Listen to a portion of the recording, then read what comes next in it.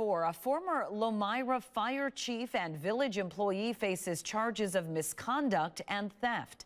The Dodge County Sheriff's Office says Keith Joas allegedly used his position within the village of Lomira to use taxpayer money for personal use.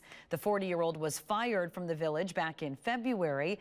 An investigation into the allegations started 2 days later. He's accused of 2 counts of misconduct in office and 1 count of theft.